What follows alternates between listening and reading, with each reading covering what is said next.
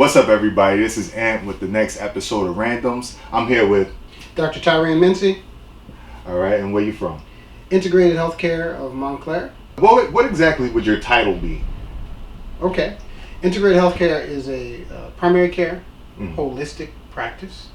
My title is, there are a lot of letters after my name, but my title is DC, stands for Doctor of Chiropractic. Then there's a DIBAK after that, which stands for Diplomat in the International Board of Applied Kinesiology. Okay. It's a big long word, but it's a third-party certification of one of the very first holistic techniques that's organized in the United States. There are probably about 5,000 doctors in the world that are part of this organization, and out of that, maybe 2 or 3%, which probably adds up to about 500, are board certified. It's the highest standing you can have in that.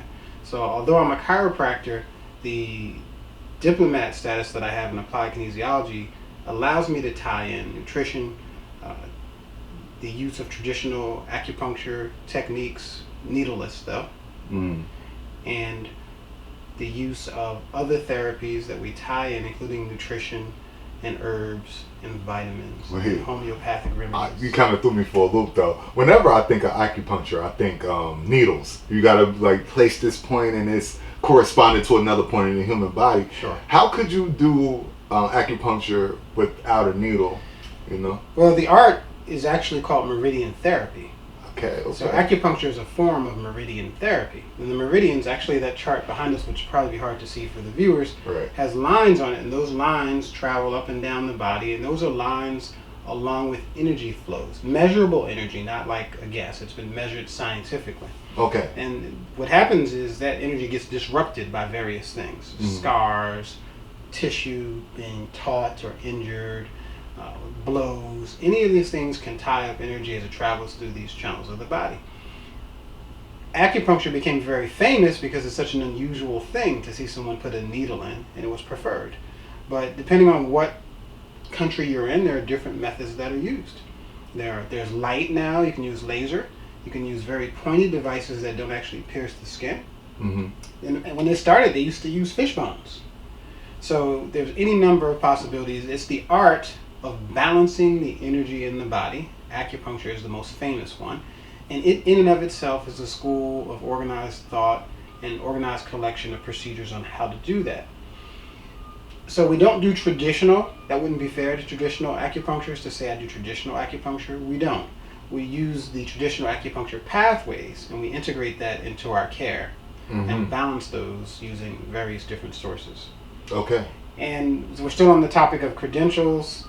After the board certification, I'm also certified by the Federal Motor Carrier Safety Administration, and I do exams, issue medical cards for truck drivers, which is a little off the holistic beat, but we do it because that particular population of people needs this kind of care. They need exposure. They need to understand that they can be healthier and do well, so we like to do that. And I'm a master herbalist, so I have my master herbalist, medical herbalist degree. It's a degree program. And so we make, formulate, grow, and do all kinds of wonderful things with herbs and botanicals. Okay, so would you say that it's a better choice than the traditional medicine? Something that's concocted in a laboratory? Well, I think so. In this country, we do what 75% of the world does last. We do it last, but 75% of the world does it first. 75% of the world uses natural medicine as their primary care, their primary form of health care. It's good enough for the rest of the world, but the United States, however, people come to me last. And they should really come to me first. And so it always amuses me because occasionally nowadays the standard is you have to have you're supposed to have a double-blind study. It's supposed to be researched and scientifically based. Well, one of the bases of science is the ability to observe that something has worked for a long period of time. And while you might delve into it and look deeper to try to find the mechanics of it, the fact that it's been used for a long time in and of itself gives it some validity. Mm-hmm. So herbs and vitamins have been used for 3.5 million years as the standard for people to survive. And now in this day and age, 75% of the world is using it. Yet you have people in this country who would say, that's not scientific. That's kind of quackery. But it seems to me that it'd be more quackery to use something that was invented in the last 50 years and hope that it would work and it would give you side effects. Absolutely. So when you look at that whole picture, you kind of realize, well, man, we're dealing with something that's been used forever but can't be profited on like patented drugs. Right. Right. And the patented drugs are very powerful and they do help people, but they shouldn't be the first thing. And they're overused in this country. Okay. I totally agree with that. So with that being said, what's your standpoint on marijuana? Do you feel like does it help or does it heal? We have some issues with regard to marijuana, and I think I'm uniquely qualified to answer this question. Okay. I'm not profiting from it. I am an herbalist, a professionally educated herbalist. Right. And then on top of being professionally or educated, I have the experience of 23 years, my entire, well, now I'm 50, so 30 years, my entire adult life. So what I'm going to say might not be popular with everybody. Weed has its uses. The medical marijuana that we're talking about that's out here today isn't true weed. It's been genetically modified. It's been hybridized. It's been tampered with. It's not the stuff growing out in the bush in Jamaica. Right, right. So that's the first thing people have to realize. In fact, one company just finished filing a patent for a genetically modified form of marijuana that allows the oil, the CBD oil, the cannabis oil, and the THC, the chemical that comes out of the plant, that allows it to be spread somehow throughout the entire plant. You see, those oils are toxic to the plant. So the THC, the stuff that gets people high, the stuff that they find a positive drug test for, would kill the plant. It's deadly to the marijuana plant itself. So it can only be contained in the aerial parts, the leaves and the flowers, right? And those things shed and they drop off. But the plant itself, the core of the plant, is still there. If it gets into the core, it kills the plant. So what people did was they hybridized, they genetically modified it, so that now this oil can go throughout the entire plant. Now there's some issues with that. You think about it, if you pour oil in water, what happens? They separate. It separates, right?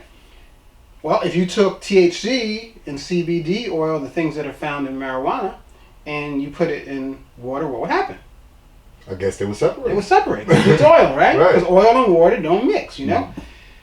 Well, they made it so that the oil would spread out evenly in the water.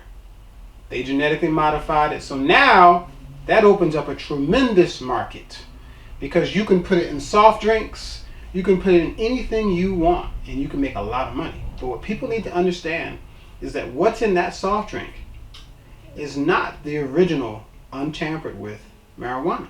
Okay. All and right. that's the initial thing that we're talking about here, is the idea that weed is not good because, one, it's genetically modified. So the stuff that you're getting is genetically modified. The second thing is the people who are going and who are getting these prescriptions for medical marijuana. The question I often have, because I don't know them all, is have they really exhausted all the possibilities that there are to get well? Because you have to know, like, when you go for healthcare, you have to know who you're talking to. You go see a doctor, you need to know who you're talking to. Medical doctors take 2 hours of nutrition in their entire medical education. And I don't remember the percentage, maybe it was, I'm going to be generous and say 40% of medical schools offer some form of nutrition for 2 hours out of 4 years. And it's usually a course that you kind of survey. And it's not a course that you're using so that you can make nutritional recommendations. It's more like maybe you want to know if it interferes with a medication kind of thing. But we're talking about, for some reason, 18% rings a bell. But suffice it to say, most of the medical practitioners, if you ask your medical practitioner, have no formal education in nutrition. Wow. So now people are going and they're not feeling well and they have pain and intractable illness and these problems, and they're at the end of their rope and they don't know what to do. But that determination is being made by somebody who's only trained to give them drugs. Right. So they're right. We don't have any other drugs we could give you. But they never came into a holistic or professionally trained alternative practitioner who would look at things a lot differently and who probably could help them with a whole bunch of these things. So they're skipping all the wonderful plants. There's like 18,000 plus edible plants. Right. And they all have medicinal value. Right. So they skipped over all 18,000 of these edible plants to go to weed. And that's an out point. That's a point that's not good. There's something wrong with that. So when we start talking about, yeah, we need to get a script for medical marijuana. Yeah, but did you exhaust all the other possibilities? Because the marijuana is still a drug. And the THC damages the stress system of the human body. And people don't talk about this, but everybody sees it. People smoke weed, they go out, what's the first thing that happens? They get a they don't really care as much about things, right? Right. It's a relaxing. It's relaxing. Yeah. Things might be funnier than usual, right? Right. It takes the pressure off. I'm not knocking anybody. I'm not saying anything negative. People have a rough time in this country, man. They're looking for outlets. They want to get rid of an unwanted feeling. Right. And the weed accomplishes that. But how? You have to wonder, like, okay, if I smoke this blunt, if I smoke this joint, wow, I get this cool feeling and all of a sudden my problems just melt. But when you come back out of it, the problem's still there. Right. That's the first thing.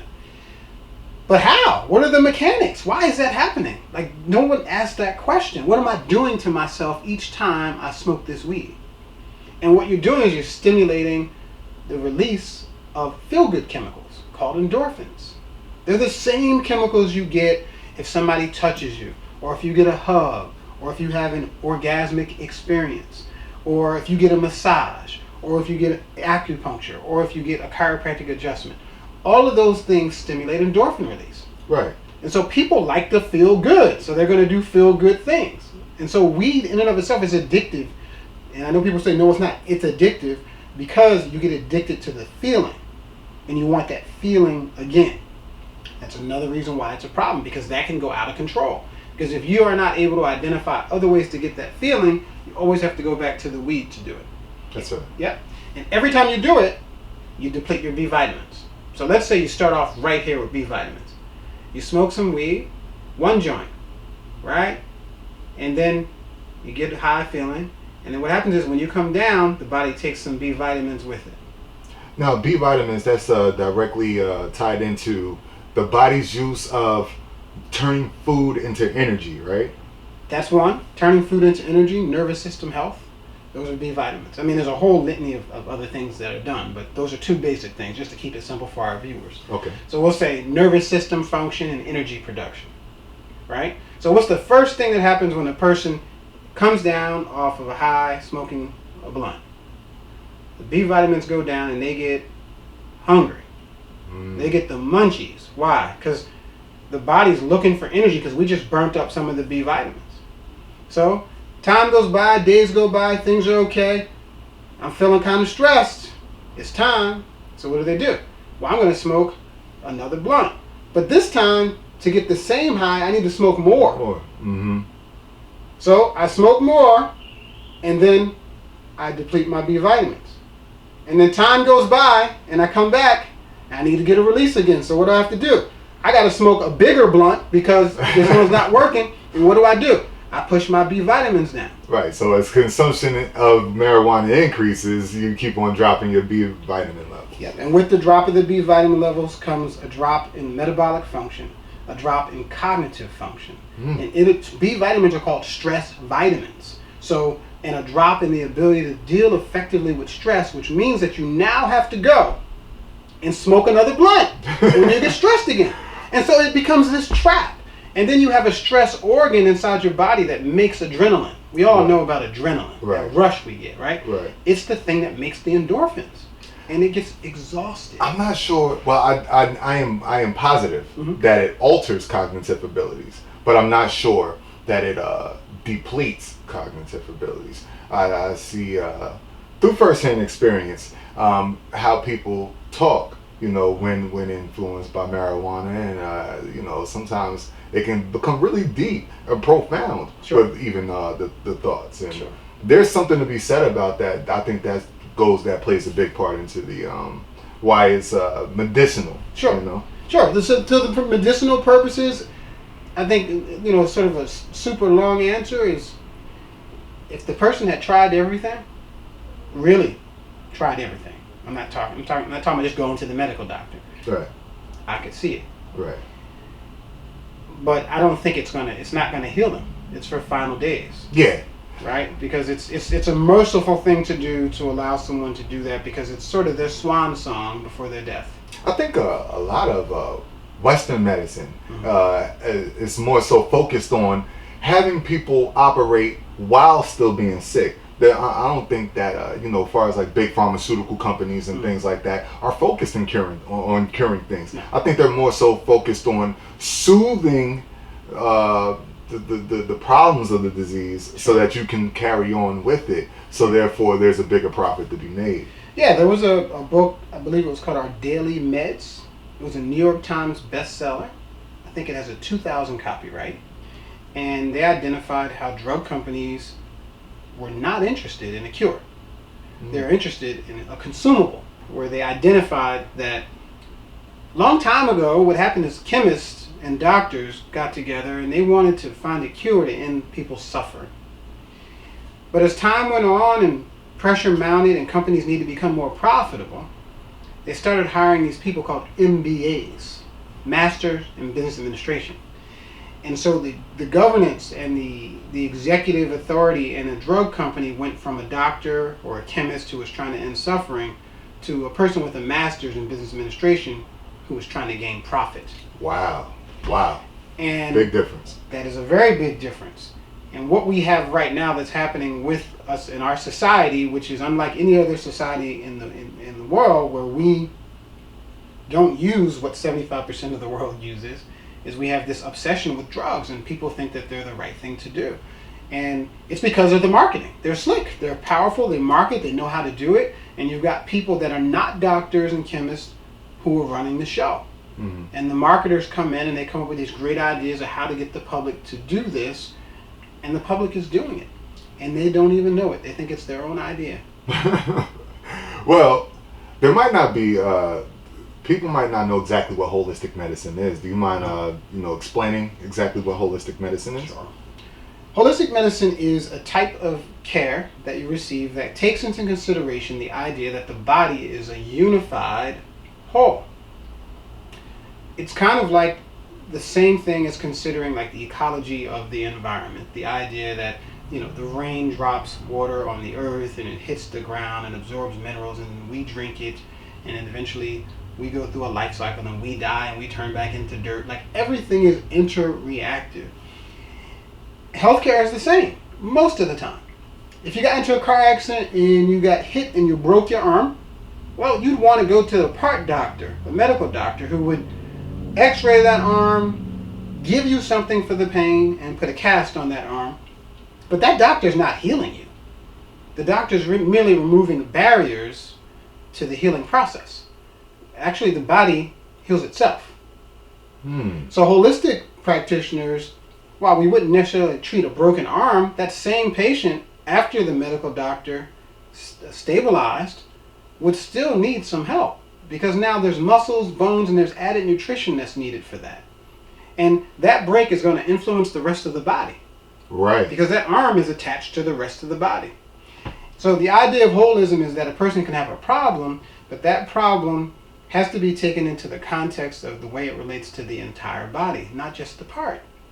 And that's one of the failings of mainstream healthcare. Mainstream healthcare is excellent for emergency conditions and certain infections. But once you get into chronic problems, everyday problems, or even the thought of wellness, we're missing the boat.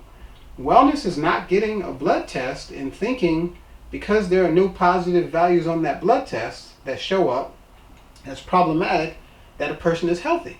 A blood test that doesn't have any findings on it doesn't tell you you're healthy. It tells you you don't have a disease.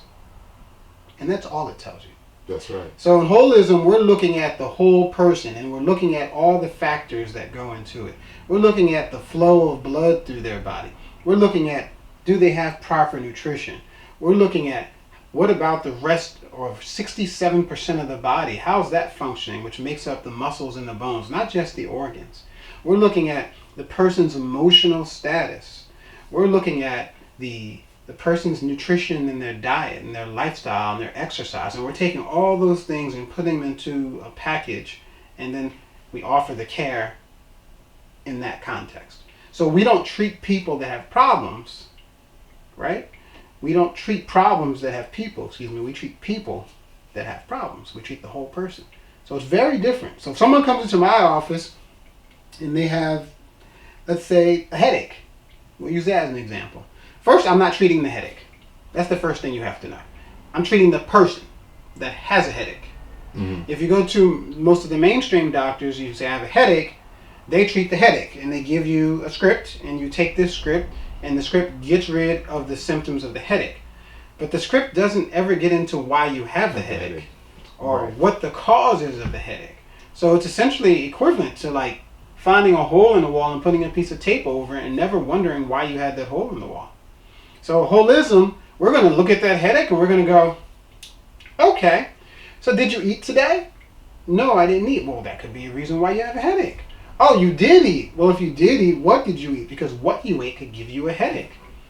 Oh, well, what are the possibilities for getting a headache? Well, maybe there's something wrong with the muscles that can give you a headache. Maybe there's an allergy that can give you a headache. Maybe there's a person in your life that's giving you a headache. You have unlimited possibilities. There's a B vitamin deficiency that's giving you a headache. There's some kind of gas in the air that you're breathing, or a toxin that's in the environment that's giving you a headache. It's not always, like 99% of headaches are pretty much unknown cause. It's not like cancer, like everybody thinks I got a headache, I might have cancer, I have to get an MRI. Okay, good. Go get an MRI. But now that you've gotten an MRI, you just eliminated 1% of the reason why you have the headache. And you're just going to take a drug and not worry about it. What about the other 99% of the reasons why you could have a headache? Right. So in holism, we're looking at that other 99%. In mainstream medicine, maybe they're looking at the 1%. Right. Because I think mainstream medicine is more, once again, to soothe the problems of the disease, and holistic medicine is to cure the disease. That's right. Well, holism also now, holistic practitioners acknowledge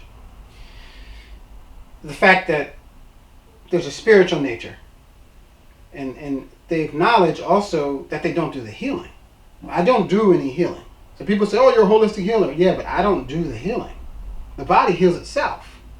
I'm merely a vehicle that steers and directs and puts the things there that the body needs so it can do the healing itself. But I don't do the healing. So people will call the office and they'll say, oh, so-and-so has cancer. Do you treat cancer? No, I don't treat cancer. 1, because it's illegal. 2, because I treat people that have cancer. I treat people that have whatever. So I treat the whole person, not the disease. And when you do that, when you respect the idea that the body can heal itself, you achieve miracles. Because the body can heal itself. It just needs a little bit of help sometimes. And the person needs a little bit of help undoing a lot of times what they've done to themselves and below their awareness. Okay. Now you said that treating cancer was illegal. Why is that illegal? It's a federal crime. Okay. It's illegal to treat cancer with anything except for chemotherapy. Wow, that's something that's brand new to me. Yeah, that's why you don't see practitioners of any type, holistic practitioners. The only practitioners that are allowed to do an advertisement or promotion that they treat cancer are medical doctors. And the only thing you can use are drugs, technically. Have you ever heard of someone called Dr. Sebi? Yes. Okay, and Dr. Sebi was known to have cured cancer. Yes. On a couple of occasions and things like that, and I believe that his practice was considered to be holistic. That's right. Healing, because he didn't like if you had a stomach ache, he wouldn't ask you. He wouldn't try to give you like some Pepto-Bismol. He would tell you to change your diet. That's right. Exactly. So that makes more sense. So do you think maybe that could have had something to do with it? Maybe like since this is obviously working, these changing your diet and these holistic practices are actually working to cure diseases. Do you think that's what caused some pushback by the government saying, okay, no, this is illegal? Because that's a bit extreme to say that you can't practice on someone that has cancer or try to heal them. It's weird. That's the law. Compliments probably of a political lobby from a pharmaceutical company when nobody was looking. Right. And that's usually how these laws get passed. Everybody's asleep, or everybody's running out, maybe in their phone or listening to a video or something. And meanwhile, they're in the House of Representatives and the Senate are passing these laws and selling everybody up the river because you're not watching. Right. So there's some prices that you have to be free. And one of those is you have to pay attention to the people that are making the decisions. There's an old saying that we have, if you're not at the table, you might be what's for dinner. And when it comes to these types of practices, the law was purely passed because the people didn't speak. The people who had the interest in you taking the pharmaceuticals spoke, and the law was passed. So you have to always speak up and say some things. And as times go on, even in our current times, silence is consent. Yes, absolutely. Acquiescing is definitely something that we have to get away from and be more vocal. That's right.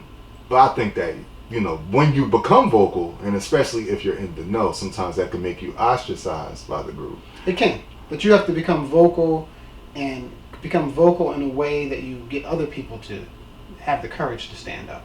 There are, oftentimes on certain subjects when I speak with people, they agree, but they just want to keep it quiet because people don't like to confront things that aren't nice and aren't good. And they don't want trouble. Right. But by not confronting trouble, you get suppressed. And right. You get more trouble. So that's just the hand we've been dealt. Absolutely. So when it comes to this idea of treating cancer, we can play the game. People can come. People can be treated. People are not. But then we're not treating their cancer. And we make that very clear to them when they come in. But we're allowed to make them more comfortable. And we're allowed to give them remedies and things that soothe and assist the body in healing. And we're allowed to do that. Cancer is tough, though. No one has a one cure. Dr. Sebi got himself in trouble because he put a sign up that said that he could cure cancer. That's right. And it's the holy grail of medicine. Each patient is worth $500,000. So when you start messing with that, when you start advertising against that, you're digging in some people's pockets that don't like that. And you're also breaking the law. So it's very important to know that if you go to or if the viewers go to should unfortunately have cancer and someone's saying they can cure it, that's not good. It's not good for a lot of reasons. One, it's a very complicated kind of disease, and it's not a slam dunk. It requires a lot of work. It requires, if you want to beat your cancer naturally, it requires a commitment like none ever before, a mental focus like none other before. And if you do that, and lifestyle changes like none other before, and if you do that, you may be able to beat it. Some people find they might use some of the more pharmaceutical methods and try to tie into holism, which sometimes conflicts in a big way, but they're scared. They don't know what else to do. And the reality is they could die using that, and they could die using the herbs. Either way. Which is very true. Yeah, it's tough. There's no slam dunk. They don't have it. We don't have it. All I can say is the chemo probably hasn't cured a single patient. It simply postpones the disease. And a lot of the studies for cancer measure survival rates 5 years out. Wow. Well, how come they don't measure 6 or 7 years? I'll let everybody else decide that. That's a great question.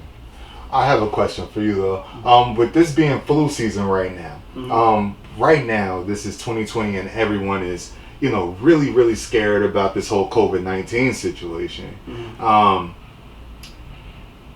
do you feel about a lot of people, being more scared and talking about the COVID-19 situation and, not talking about that this is actually flu season and, people are getting colds, the normal, regular cold, and people are scared and they might trump it up to COVID-19, sure. Or they're getting a regular flu, which has been around since way before me and you even existed, sure.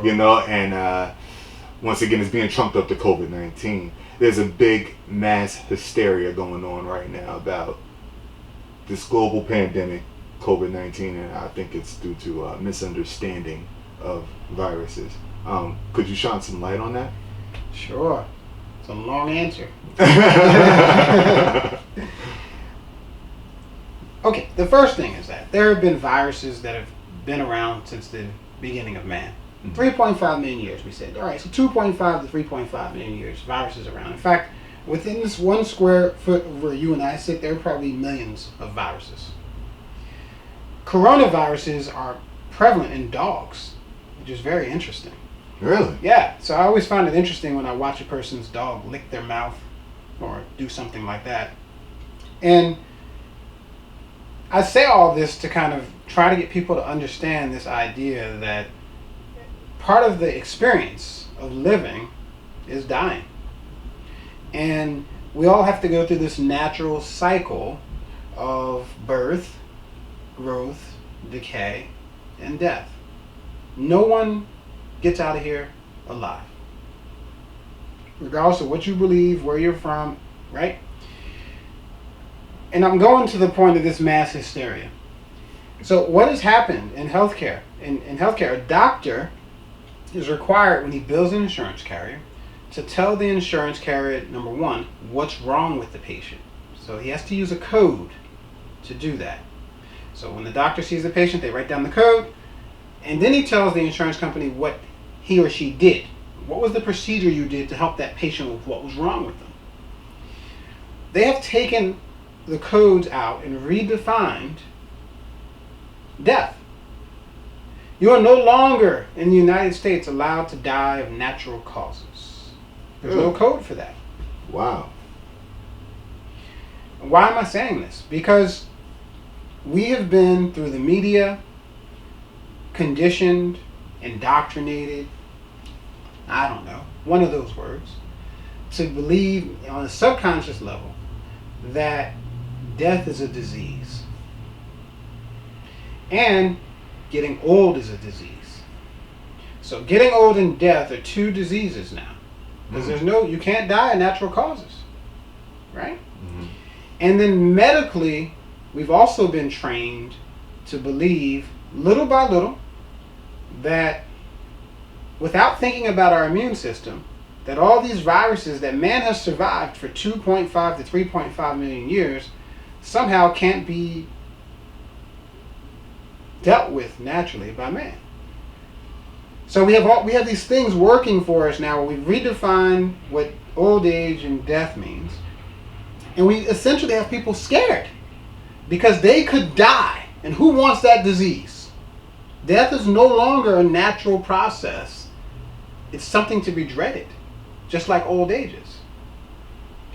Pregnancy is also considered a disease. Really? Absolutely. Wow. Absolutely.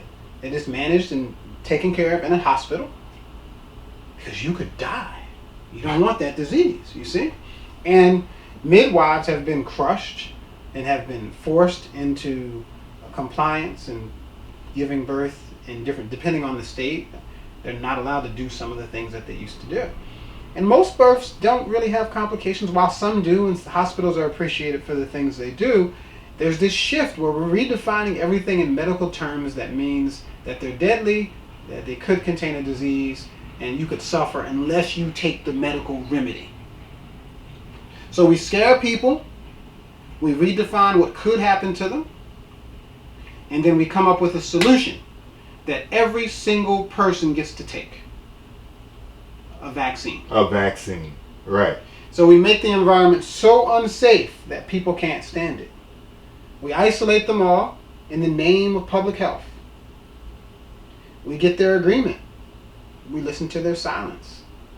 And we continue to shut down businesses and do all these things so that we can protect who?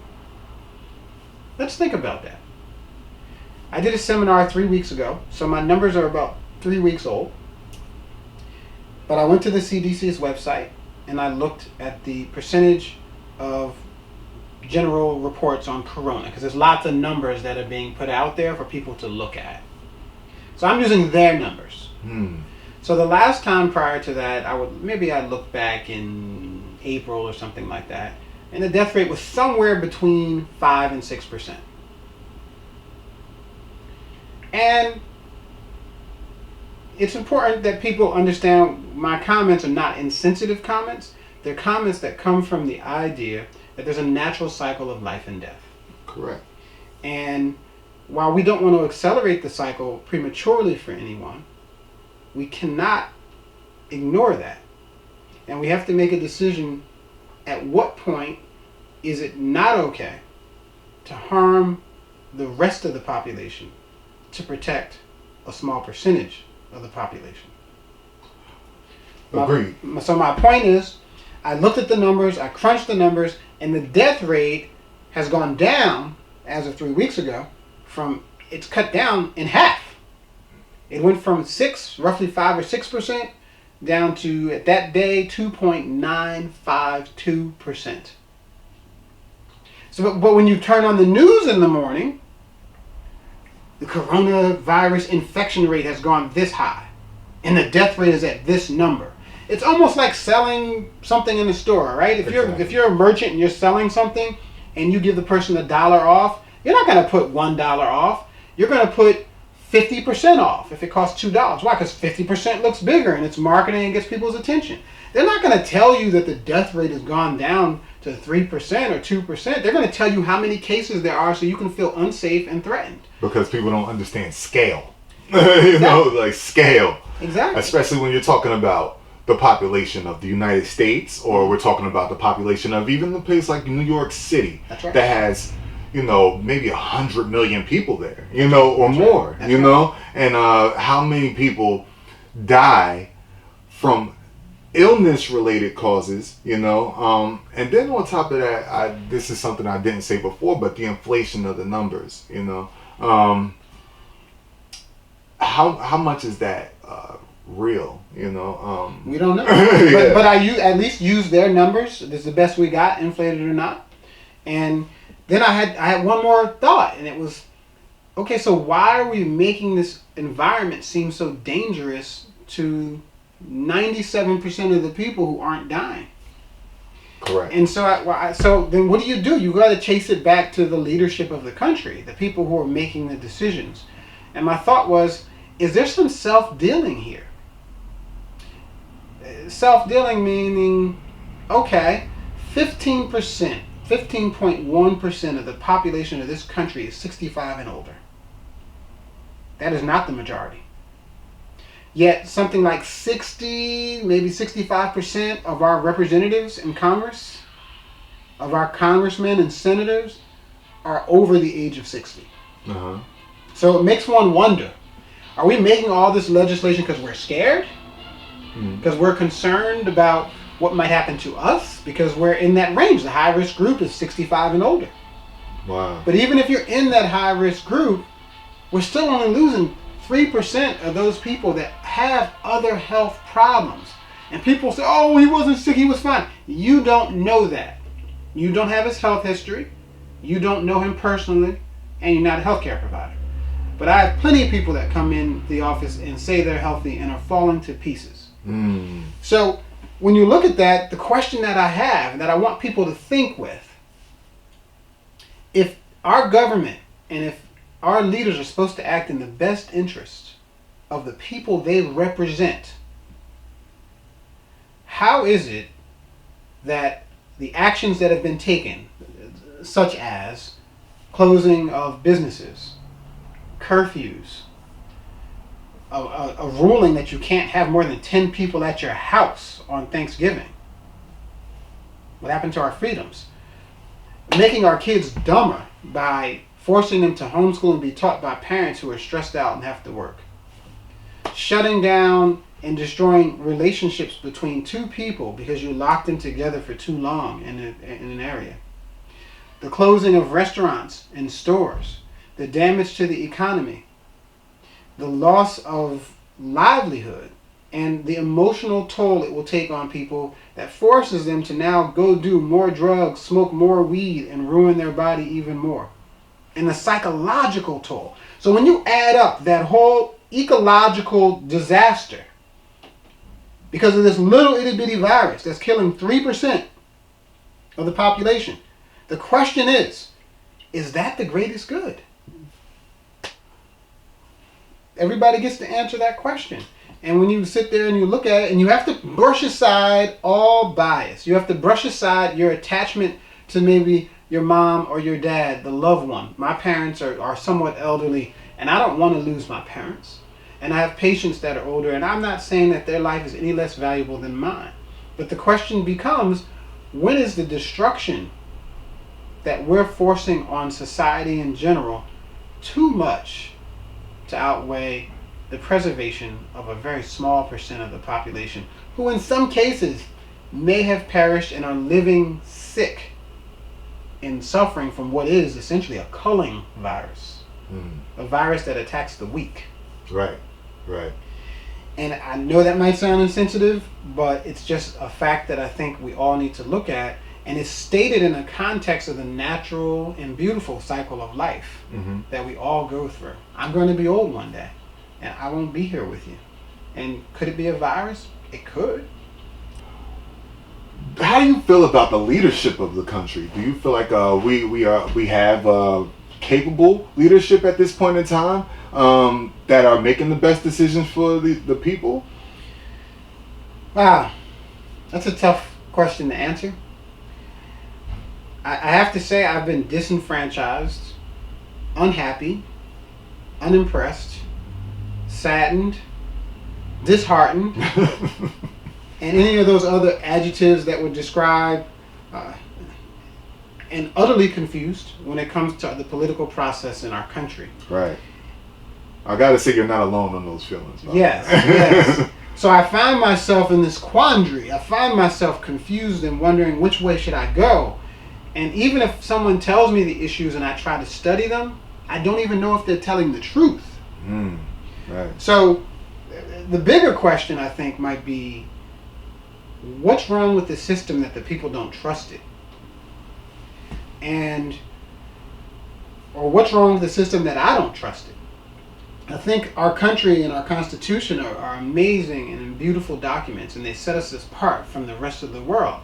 But democracy is for the sane man.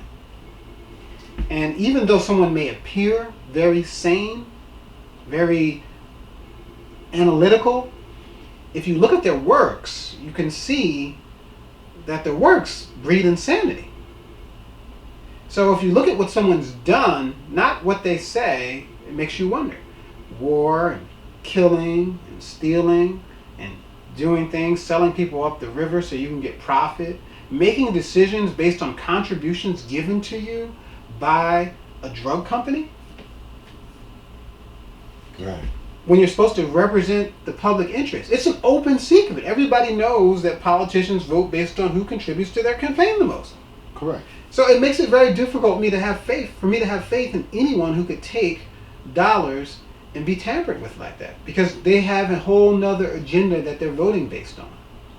And this is what part of the problem is. So to not answer your question about politics, I don't have a fan on one side or the other. I consider that our political system has a significant degree of corruptness.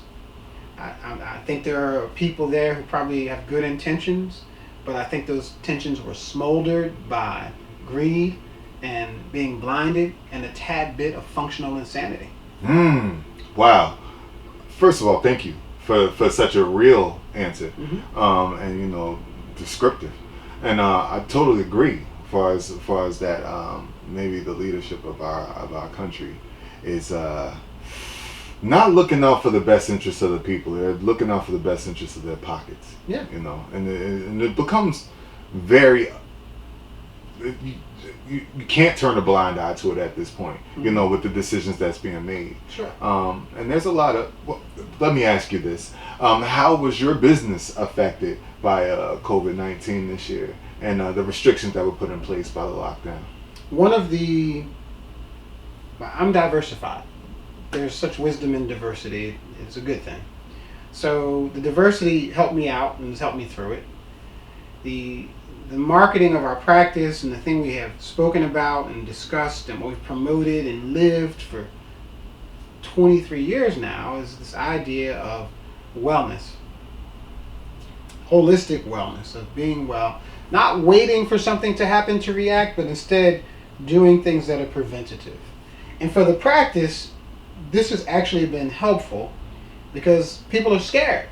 Right. And there are people that are scared and petrified and do nothing. There are people that are scared and sit back and wait for the gloom to happen and just hope that it won't. And there are people that take action. And so we're seeing more of the people that take action and want wellness, and we're building programs around them, helping them boost their immunity. Because there's an immune system inside. That's like the message that people just don't get. There's a virus about, and there's an immune system inside. And that virus is among millions of viruses that come in, and this isn't going to be the last one, but there's still an immune system inside.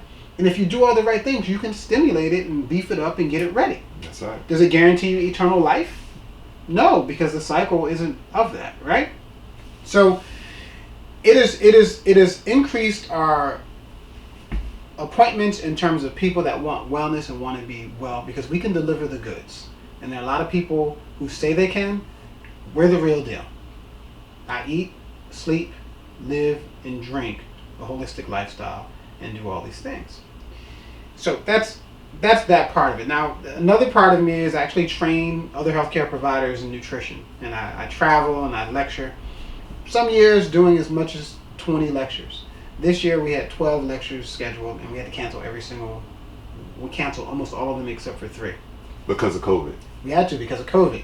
I couldn't go to the southern states, so I lost a tremendous amount of money, unfortunately, on that. I don't get recompensed for any of that. It's my promotional dollars, my marketing dollars, all that kind of stuff. So also, if we have staff that are not able to come to work because of COVID, I'm still obligated to pay them under the CARES Act, or under one of these acts that are out here, which for a small businessman is quite painful. Right. Because now I have people that are not producing that have been quarantined or isolated. Quarantine, I don't really like the word, because quarantine is what you do when you're sick. So I guess they're quarantined, but for the rest of us, when you stay home, you're isolating yourself. And that's a deadly kind of thing. Another conversation. But that has hurt me financially, and nobody pays me back for that. Right. And I'm a small businessman. So I can't imagine larger establishments where people have even more employees, and every time one of those employees is out, you have to pay them their 40-hour week for 2.5 weeks. I think that's been really overlooked, is the pain that's going on as far as the small business owner. Right. They had to shut down. You have to shut down for months on end, and that's stopping business from coming in. That's and right. we've seen a lot of small business owners actually go under. You know. That's right. They can't do it. So diversity is the thing that's been helpful for me. I have a vitamin company where we service doctors, and we do the educational thing for doctors as well. And it kind of killed that because we can't get out to educate people in the field so that they would purchase more vitamins to help their patient bases. So that whole part of business kind of changed things. But I'm grateful that I did have a part that was diversified that did do well in this environment, and will continue to do well, but it's not much different. We were doing well before, so it's not like we were closed down or something like that. But it's good. People are taking the bull by the horns, and they're realizing that they can be healthier and do good things. And so there's a little bit of a silver lining to this cloud. The other thing that I really like that I see outside of the office with COVID is sort of like it's giving people a minute to check themselves. Because you see people now who are out walking with their spouses or with their kids. You know, when I was a kid, we used to just ride our bike all over town and do. There are kids like outside riding their bikes and doing things, maybe getting in trouble, but still, it's kind of like, wow, that's so refreshing, because it kind of put a little bit of human back into what was going on. Right. And I think we only needed that short period of isolation to do that. And I think we've kind of overrun it at this point. Agreed. Yeah. Agreed. Yeah, the isolation, was it the right thing to do? Early on, until you understand what you're dealing with, maybe. I still think, in speaking and saying what I said before, the better idea might have been like a bad air advisory, where you tell people if you have problems breathing, you should stay home today.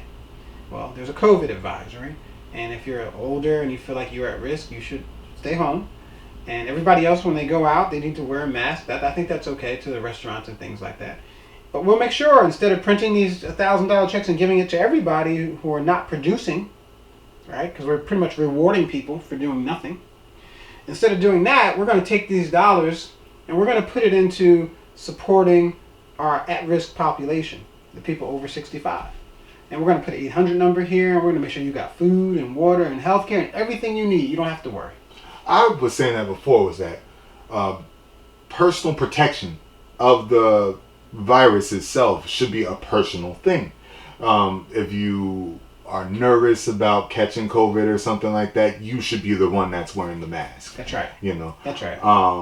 And I think that everyone having to participate is, once again, it's people that are completely fine, you know, are aware of our immune system, you know, eat the right foods every day and things of that nature, just to try to stay well. Sure. And now we have to wear masks for what? And I think it's important now we interact with our environment, you know, full, like, you know, without the face mask. That's you right. know, That's like right. because we need that. Your body needs to stay fighting off infections and stuff like that in order to stay healthy. Sure. You know, Sure. I think that's a big part of it. Yeah.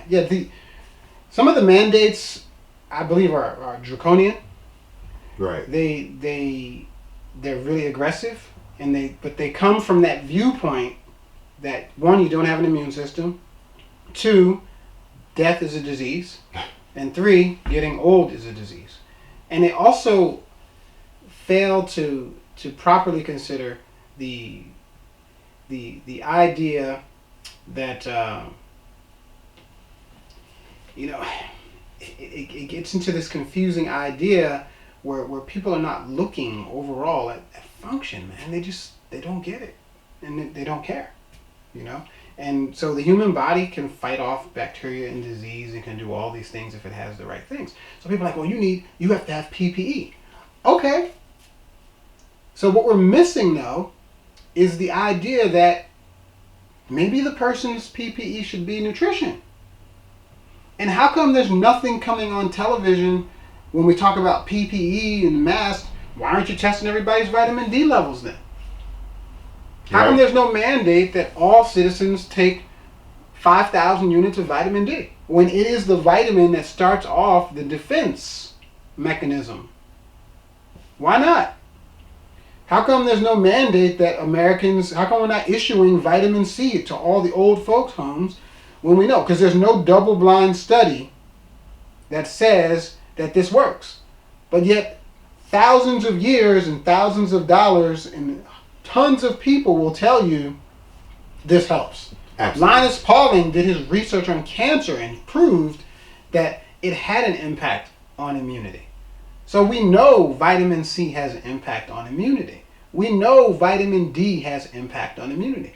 But nobody's going to do a study on this because they can't make money off of it. That's right.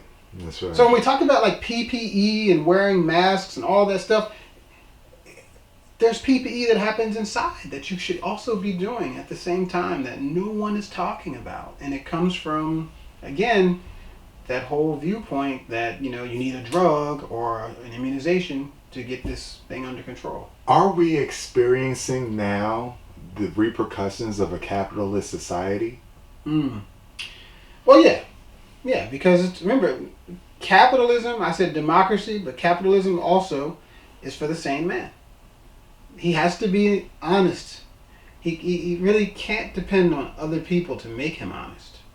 So the idea that, you know, people often say things or encourage me, or maybe we all go through this, where we run into someone who suggests that we might do something shady, something that's not ethical. Right. And at that time, it's where the rubber meets the road. We have to make a decision. Are we gonna do this or not? And many of us make the decision to not do it, and some of us make the decision to do it. It's a point of integrity, and people have to have that, and it's tough. And what's right and what's wrong isn't always crystal clear, but I would always say it's the thing you probably wouldn't want other people to maybe do to you.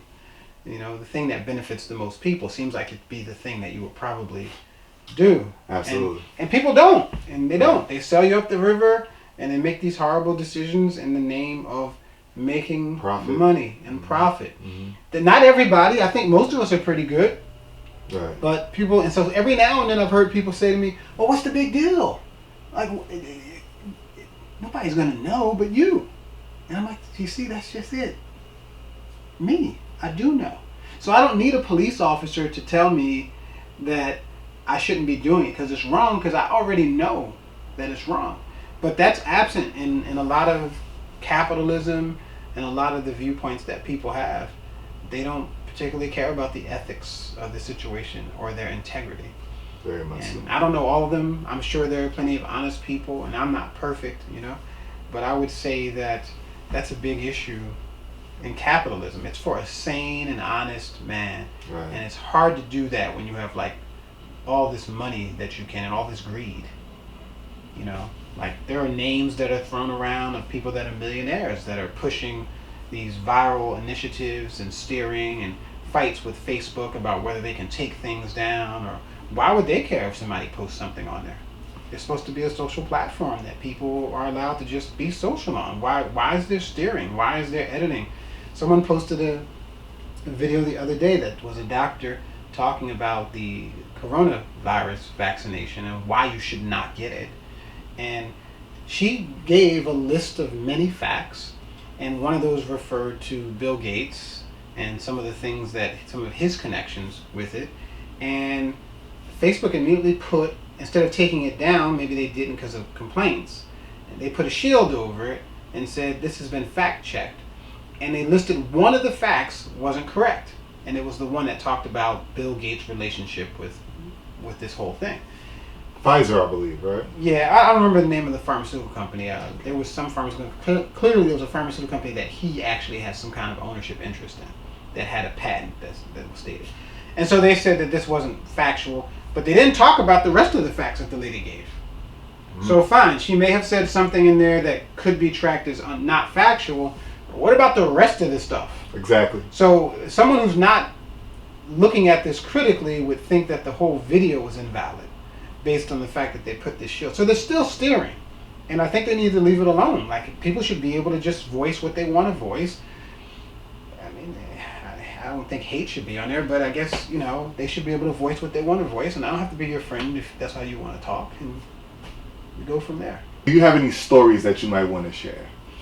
What kind of story? Like a story like that could be uplifting to someone that might be going through some hard times right now, or someone that might be trying to start their journey on trying to become a doctor. Okay, not necessarily a case, but like just I started when I was in high school.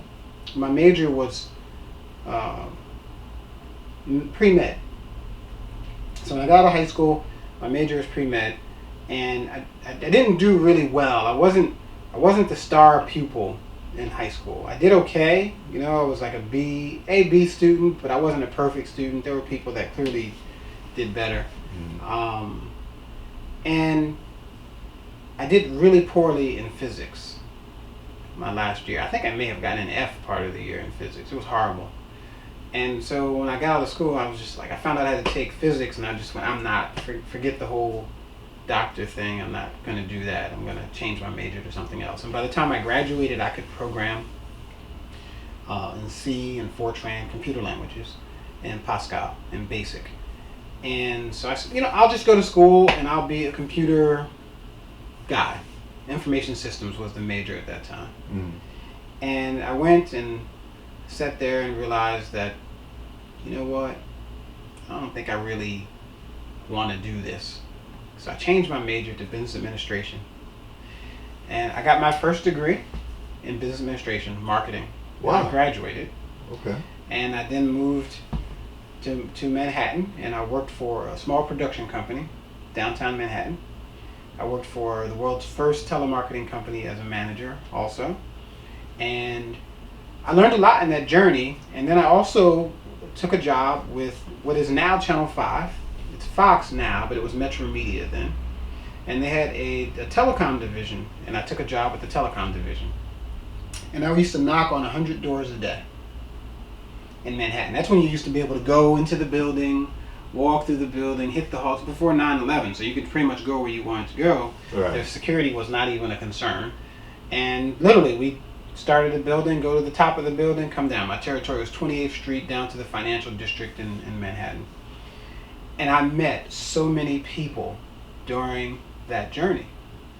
And a lot of them were healthcare providers and medical doctors. But the one who stood out in my mind the most was the one whose office I would leave and I would feel uplifted. And it was the chiropractor. And it blew me away. And so I decided I want to learn more about that. And at one point, there was a chiropractor who would come to my boss's office and treat him with a table in the office right there in front of me. And I would go, that is so cool. Can I just hang out with you and learn about what you're doing? He goes, sure. So I go to his office and I check out what he's doing, and I'm just blown away. And I'm like, I want to do that. And he goes, well, you can. And I applied to chiropractic college. That was, at that time, I had one child, and I had to go back now because I had a degree in business administration. And I had to go back and take basic sciences that I didn't take, and for 2 years of additional schooling at the Borough Manhattan Community College, and take psychology. And finally, when I got all the prerequisites and everything I needed, I loaded my wife, my daughter, and then by that time, a newborn child, into a U-Haul truck and I left my job, the security of having insurance and having income. I think at that point I must have made about $60,000 a year or something like that. And we got into a truck, and my wife believed in me enough, and she said, what are we going to do? And I said, I'm going back to chiropractic college. It was a storm that day. It was the worst storm I had ever seen in my life. Wow. And we were driving up the New York State Thruway in this truck, one kid here, one kid there, and very little money in the bank. And I felt very comfortable with it, but I just remember the storm and the lightning shooting across the sky as we were going. It was a major point of transition for both of us. And we arrived, and I gave up my $60,000 a year job to work punching lottery tickets, making $5 an hour. Wow. I was not supposed to have a job. The college didn't allow you to have a job because in class you have to do 40 hours a week, 30 to 40 hours a week of class. So you have to, wow. Yeah, for 5 academic years. Yeah, it's sick. Wow. So you're doing, which I went year round, so it came out 3 1/3, but they're literally 30 to 40 hours a week, and you didn't study yet. So I did that and never looked back. Never looked back. When I got there, I met Dr. Goodhart. And Dr. Goodhart, remember I said I'm a doctor of chiropractic, so my first degree is as a doctor of chiropractic, but I have what's called postgraduate training, another 6 to 8 years in this holistic technique that we do. And Dr. Goodhart was the guy who put this holistic technique together. And that's what differentiates me from the everyday chiropractor. And I say all that because people may think that chiropractic is for back pain and aches, and it's not. It's for wellness, right? It's not for back pain. It's for wellness, and the establishment of communication between the brain and the rest of the body, and the optimization of that helps people feel and function better. And so that's the true purpose of chiropractic. But that's a little bit about my journey and how I got there. And so oftentimes younger patients will come in and they'll go, oh, that's so cool, I'm going to do that. And I go, you can. But you need to understand the journey that I took, right? And it wasn't easy, and there were difficult times. And even when I started my practice as a holistic practitioner, it wasn't cool. You know, you're ostracized, you're treated differently. Your kids are told that your dad's not a real doctor, like by their teachers. I mean, it goes on and on. If I told you, like, as a black man, I could tell you that some of the holistic and alternative community might know what it feels like to be discriminated against. They might know. Wow. You would say it's that powerful. It used to be that bad. Like, you know. And now it's relatively cool. People have swung the other way and are a little bit friendly. But back in the day, man, not my day, but before me, these jail chiropractors. Oh yeah. So I say that though for a viewer or someone who wants to go on that journey, be true to what it is you want to do. And you just have to keep your eye on the prize, and you also have to not listen, unfortunately, to what other people say sometimes. You have to kind of judiciously look at who's giving you advice, Right. and whether that advice is useful or whether it's not. You know, I had one cousin, when I opened my office, he says, "Oh, you're going to open up a chiropractor? All these chiropractors around, you're going to open up a practice in Montclair?" And I was like, yeah. So I knew he wasn't somebody that I needed to go to for advisement. But the take-home message, the real message is you, of course, can achieve anything. But just like the great basketball players who shoot hundreds of hoops and the great football players who run hundreds of yards, I've read hundreds of books. And I literally, because I was raised in a football culture, literally, when I played football, we practiced like a champion. And when I practice, I study like a champion. And the way that's done is it's done over and over, and the work ethic is nothing short of what it would be of one of the great athletes that you see on television. They didn't get that way sitting down watching videos all day, or sitting down doing things other than their art. As a reader, I definitely want to ask you if you have any recommended reading. I want to highlight what I've been reading lately. I've been reading Meditations by Marcus Aurelius. Incredibly powerful book. I think that's really awesome. I would like to recommend that for recommended reading. Do you have anything that you would like to? Wow, it depends on where you're going. Personally, I recommend reading the Dianetics book. That's one of my favorites, all-time favorites, and we suggest that to people to deal with any kind of stresses that they have from a mental health point of view. I love books on botany. I love books. There's so many opportunities for learning in the book, and I tell people get all the education that you can possibly get, right? A lot of the books that I read are more along the lines of and related to the work that I do. And I have some recreational books that I read also. I loved a recent book, A Long Way Gone, which is the story of a boy warrior who lived in Sierra Leone. And that's a tremendous book. So that's just a couple of titles, but the list is quite long, but most of my stuff is technical. I've been trying to get out of the technical and get a little bit more into some of the more recreational reading. So I've been reading, actually, believe it or not, some Charles Dickens work. Really? And I love to read Ralph Baldwin's work. One of my favorite books of all time, which is just for fun, is Invisible Man. Oh my goodness! I was actually read that a few years ago. That's a really good book. Yeah, right. yeah. I like that book. Yeah, Nikki Giovanni's Blues, of course, Maya Angelou's work.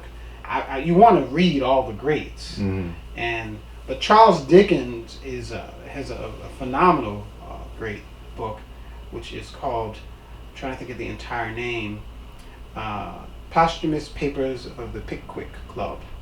It's a 1,000-page book. It's very entertaining, and it's about a bunch of old English guys and how they go through their misadventures. And it's a fun book, and just the way that he writes is nothing short of amazing. First of all, that's a great title. That's a great title. Yeah, it's just, the guy is a master. I like to write poetry. I write books myself. I'm a best-selling wellness author. Awesome. I'm on my fourth book right now, which we're going to author. I do have one on Amazon now called The Art of Detoxification. Okay. It's a book on detoxification, just a layperson's simple, basic, entry-level detoxification book. There's an audio book there. We are literally in the process, after we're done with the interview, working on a book now, trying to finalize it. It's a cookbook that we make for patients who have a certain type of intestinal disorder that we see a lot in the practice, and they have to be put on a special diet, and they always call me and ask me what I can eat, and so after years of this, I went, okay, I got to do something. So we make this book. It's called the Ileocecal Valve Cookbook, and that will be available hopefully by the end of this year. And then I have a couple of other titles that I have to do after that. I think I probably have about another 3 or 4 good books in me that I feel like I need to write. Awesome, and we're looking forward to getting those books out there. Yeah. That's awesome. Do you have any like a favorite or anything out of those books that you've written? A favorite that I've written? Yeah, that you would highly suggest. So far, I love some of my authorship was co-authored. So I kind of like the stuff I did by myself better. so I do like the art of detoxification. Okay. My daughter helped me. She's 13 now, but she's 9, and she actually designed the cover for me. It was the concept that she did, not the actual artwork, but her concept is what I use for the cover, which I actually love. And I like the idea of that book because it's going to empower people to look at things differently. Right. Okay. And I think, depending on what side of the room you're in, the room looks different. And I'm on the other side of the room, and I want more people to come over here with me. So I spread the news and give the information, hoping that they will do that, and they won't be blinded by too much information. Right. And with the internet and Dr. Google and everything that's out here, as a colleague of mine, Dr. Google, I like that. As a colleague of mine who owns a competing nutrition company says, the people in this day and age are drowning in a sea of knowledge. Right. And that is what's happening. There's all of this data out here, and people just don't know what's right. And so they just grope and try it, and grope and try it. And I'm happy because we're able to provide stable, useful knowledge based on logic. It's not perfect, but it's based on logic, and it's based on observations that we have made over the years, which are true from many people. And that's important. That's important, like the patterns there. And I would say that people are blinded by this whole thing, and I understand because it's very difficult. And that's one of the challenges with Corona. It's why some people will wear masks, because they have conflicting data. Here's the truth, here's the lie, and they're stuck in the middle on a maybe. And like, who do I believe? Do I believe that one, or do I believe that one? And it just depends on how much data you have, which will push you from one side to another. Less data pushes you to the lie, more data pushes you to the truth, because the truth doesn't change. But you have to know which ones to throw out. That's the problem. It's valid data, right? Right. So I like to believe I'm a trusted source. I think I wouldn't let people down. We don't make statements that aren't true or haven't been observed.